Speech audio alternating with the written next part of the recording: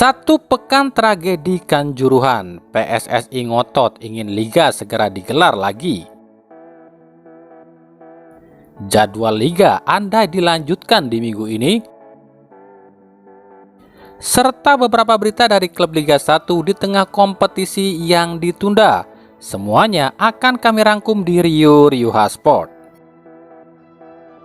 Assalamualaikum warahmatullahi wabarakatuh. Hai Rio Sport lovers, inilah Rio Sport untuk edisi kali ini. Tapi seperti biasa, sebelum kita lanjut ke videonya, saya tetap mohon dukungannya untuk channel ini agar terus berkembang dan bisa memberikan berita-berita informatif yang tentunya semoga saja bermanfaat untuk kita semua. Dengan cara klik subscribe, aktifkan juga notifikasi loncengnya, like, share, dan juga komen. Dan inilah Rio Sport selengkapnya.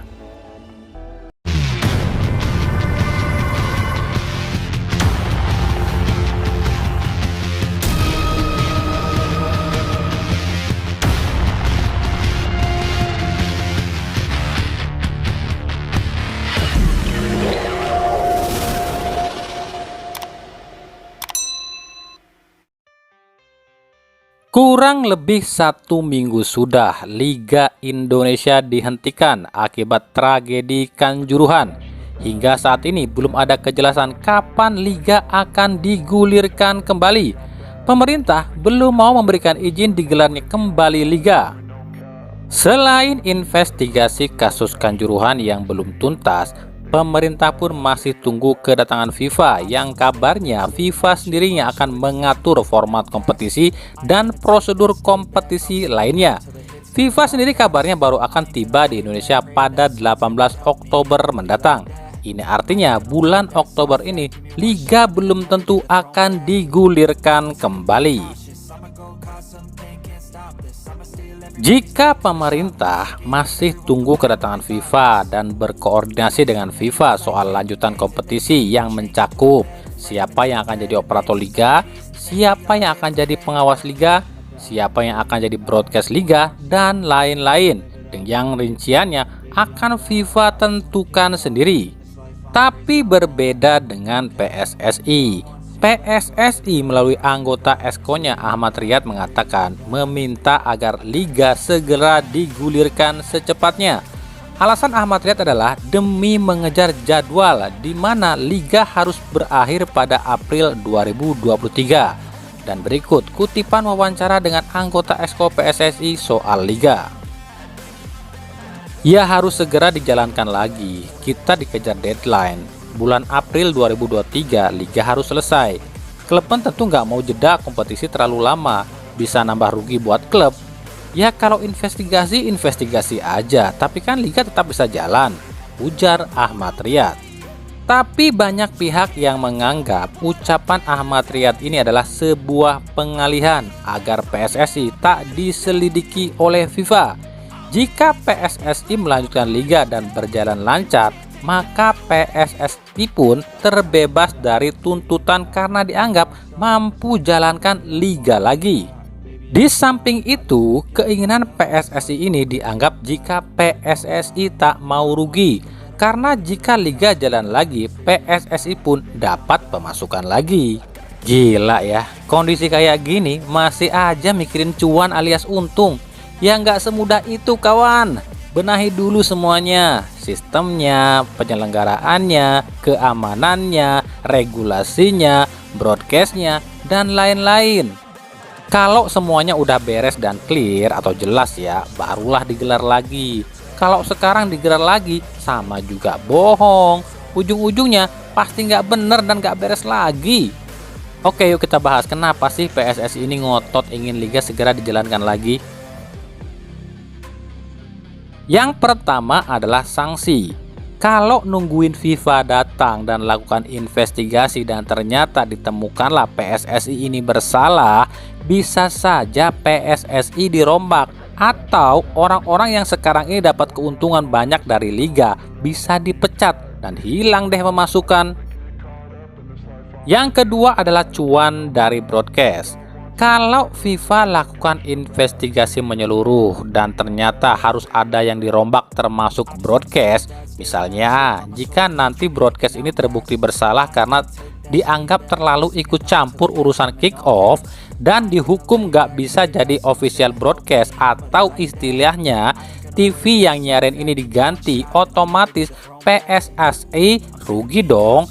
Karena kan nilai kontrak Indosiar dengan PSSI cukup tinggi, bisa hilang deh pemasukan dari broadcast untuk PSSI. Yang ketiga adalah pengalihan. Dengan digelarnya lagi kompetisi, otomatis fokus tim investigasi pun akan terpecah, karena akan terbagi pada kasus kanjuruhan dan liga yang berjalan. Dan masih banyak lagi deh alasan PSSI lain kenapa ingin liga segera digelar. Kalau buat saya pribadi, emang terlalu lama sih FIFA datangnya ke Indonesia. Kenapa harus tanggal 18? Kan ini bisa bikin para penikmat sepak bola Indonesia bosen, gak ada hiburan. Saya sih setuju aja kalau FIFA dan pemerintah ambil alih Liga Indonesia. Harapannya ya semoga liga kita jadi lebih baik lagi. Tapi jangan terlalu lama juga, bosen gak ada bola. Pertanyaannya adalah, kapan kira-kira liga akan digelar lagi ya? Jika kita masuk ke situs PT LIB, di sana terlihat hanya 2 pekan saja yang ditunda, yang artinya pekan ke-13 akan tetap digelar. Sebagai catatan, pekan ke-13 andai digelar ya, dalam jadwal PT LIB, digelarnya adalah Kamis 13 Oktober 2022 yang akan mempertemukan PSM Makassar versus Persita Tangerang di laga perdananya. Dan berikut jadwal pekan ke-13 andai digelar dan tak dirubah oleh FIFA. Hari Kamis 13 Oktober 2022 ada 2 pertandingan, yakni PSM versus Persita pukul 16 dan Rans versus Persikabo pukul 20.30. Jumat 14 Oktober 2022 ada 2 pertandingan, yakni PSIS versus Borneo FC pukul 16 dan Arema versus Persisolo pukul 20.30. Sabtu 15 Oktober 2022 ada 3 pertandingan, yakni Bali United versus Bayangkara pukul 16, Barito Putra versus Dewa United pukul 18.15 dan Persija versus Persik Kediri pukul 20.30. Dan Minggu 16 Oktober 2022 ada 2 pertandingan, yakni PSS Sleman versus Madura United pukul 15.30 serta Persib Bandung versus Persebaya pukul 20.00. Semua jadwal ini kami pastikan adalah jadwal awal sebelum terjadi tragedi Kanjuruhan. Nah, menurut kami jadwal ini pasti akan dirubah, terutama soal jam kick-off dan waktu pertandingannya. Karena menurut FIFA, Liga Indonesia hanya boleh digelar Sabtu dan Minggu saja dan tak boleh digelar di atas jam 5 sore. Kita akan lihat seperti apa jadwal liga nantinya setelah dirombak ya. Apakah akan tetap sama seperti ini, cuma jam kick off dan waktunya saja yang dirubah, atau mungkin semuanya akan dirubah. Nah, lalu bagaimana kondisi klub sendiri nih saat ditundanya liga? Para klub ada yang tetap berlatih, tapi nggak sedikit juga yang meliburkan skuadnya, terutama klub-klub yang saat ini masih berkutat di papan tengah dan bawah. Nah, ditundanya kompetisi ini bisa dijadikan ajang memperbaiki kondisi skuad, baik itu taktik, strategi, dan bongkar pasang pemain. Seperti PSS Sleman yang tetap latihan meskipun kompetisi belum jelas. Bahkan PSS berencana merombak skuad dengan membidik sejumlah pemain baru, diantaranya untuk lini depan. 2 nama pun tengah dipersiapkan untuk menggantikan Michel Sagas yang kabarnya fix akan dilepas di jendela transfer ini. Ada nama bomber Bayangkara FC EJ Celnduasel, namun kabarnya EJ sulit didapatkan oleh PSS. Selain harga EJ yang cukup tinggi, EJ pun kabarnya belum mau menanggapi keinginan PSS ini. Kalau EJ gagal, PSS kabarnya mengalihkan buruannya pada ex-striker PSIS Semarang, Bruno Silva. Bruno Silva sendiri saat ini masih tercatat sebagai pemain PSIS Semarang karena kontraknya baru akan berakhir di Desember ini. Ada keuntungan tersendiri jika PSS Sleman merekrut Bruno Silva, karena saat ini Bruno tengah mengajukan proses naturalisasi, yang artinya jika disetujui, Bruno akan menjadi pemain naturalisasi, jadi tidak memakan kuota asing PSS Sleman. Begitupun dengan Persib Bandung. Setelah diliburkan 3 hari, para pemain Persib kembali latihan pada Senin 10 Oktober. Meskipun tak semua pemain hadir di latihan kali ini. Inilah yang dikhawatirkan Luis Mia jika terlalu lama meliburkan pemain. Selain pemain itu akan mudah turun performanya karena terlalu banyak libur dengan berbagai alasan minta nambah liburan, Luis Mia pun menemukan jika kondisi para pemain Persib menurun pasca diliburkan. Namun, Luis Mia pun tak bisa sepenuhnya menyalahkan pemain. Dengan kompetisi liga yang tak jelas seperti ini, membuat para pemain pun jenuh dan kurang bersemangat. Inilah yang disinyalir membuat performa para pemain Persib turun usai diliburkan.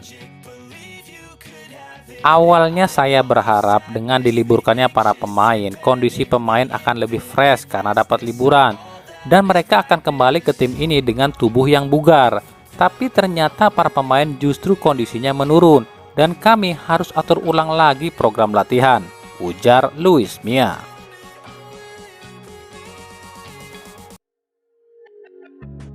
PSIS pun masih tetap latihan meskipun liga belum jelas. Namun di beberapa hari terakhir, ada 3 sosok yang tampak hilang dari skuad PSIS. Mereka adalah Carlos Fortes, Taisei Marukawa, dan Alfreanda Dewangga. Meskipun di sesi latihan terbaru, 2 dari 3 pemain ini sudah tampak hadir, kecuali Fortes yang masih harus melakukan medical check up di Bali. Sementara Alfreanda Dewangga 2 hari terakhir justru hilang dan diketahui justru pergi ke Bandung. Ngapain ya? Hal ini terlihat dalam unggahan Instastory di sebuah akun Instagram bernama Erwin207 yang mengunggah gambar 3 pria yang salah satunya terlihat seperti Alfreanda Dewangga. Foto ini diketahui diambil di daerah Bandung, yakni daerah Dago dan daerah air terjun Pelangi. Mau CLBK ke Persib Mas Dewangga? Hihi. Sementara dari Arema FC, kiper Arema FC Adilson Maringa mengaku syok berat atas tragedi yang terjadi di Kanjuruhan. Dirinya menyaksikan langsung beberapa korban dari Aremania yang meregang nyawa di hadapannya di dalam locker room. Menurut Maringa, ini pertama kalinya ia mengalami hal seperti ini. Dia tahu di Brazil pun fanatisme supporter memang luar biasa, tapi tak ada seperti di Indonesia yang rela menukar nyawa dengan sepak bola. Maringa mengatakan tak kuat lagi main di Indonesia, terutama di Arema. Dirinya trauma atas kejadian ini. Maringa mengaku mungkin ini terakhir kalinya ia di Arema dan akan pergi dari Arema di jendela transfer ini. Bagi saya ini mengerikan. Saya melihat banyak supporter meninggal di hadapan saya di locker room. Saya tak kuat melihat ini. Di Brazil supporter memang fanatik, tapi di sini lebih gila. Mungkin ini musim terakhir saya di Arema. Saya harus menghibur diri. Tak mudah bagi saya lupakan kejadian ini, ujar Maringa.